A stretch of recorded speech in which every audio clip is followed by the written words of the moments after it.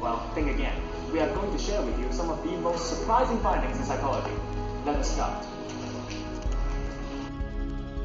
Now look at the people around our school.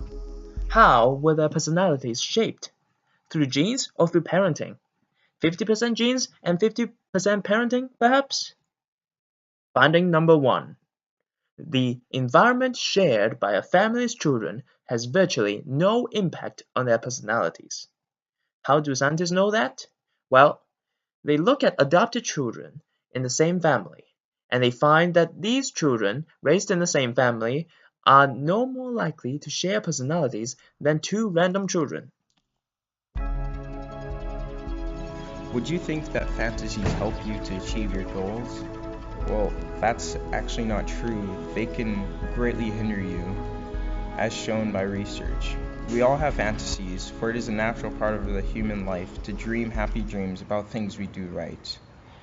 For example, there are 4 different challenges that life throws at you, which are getting a job, finding a partner, doing well in an exam, and undergoing surgery. Those are big 4 things. Across 4 studies, the researchers have examined how people thought about each challenge. They measured how much they fantasized about a positive outcome and how much they expected a positive outcome. Expectations are based on past experiences, while fantasies involve imagining something you hope will happen in the future, but experiencing it right now. Talking about expectations, let us also talk about the placebo effect.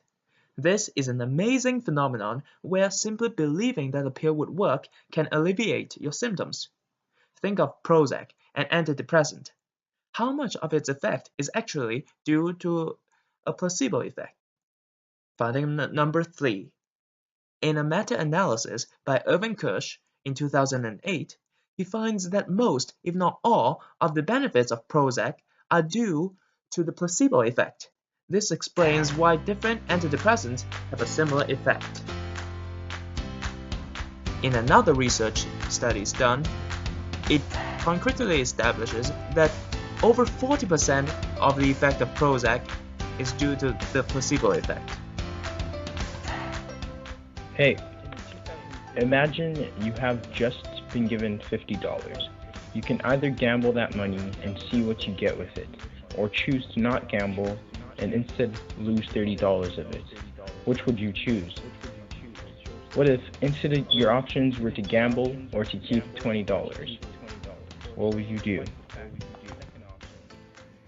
In a 2006 study in the journal Science, about 62% of participants chose to gamble with the money if the other option was to lose $30, but only about 43% of people chose to gamble if the other option was to keep $20.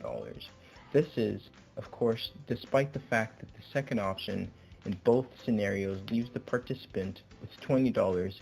This shows the power of the framing effect. What does science tell us about this process of a group getting together and generating ideas together, aka brainstorming? This is what the science tells us: it doesn't work. According to a research study done by Adrian Furnham in 2003, having people come together and having them share their ideas together decreases their productivity due to social loafing and conformity. People self-censor their ideas and they tend to agree with the group. Therefore, it's a much better idea to have each individual member generate ideas by themselves and write them down on a piece of paper and then share it with others after all the things are written down.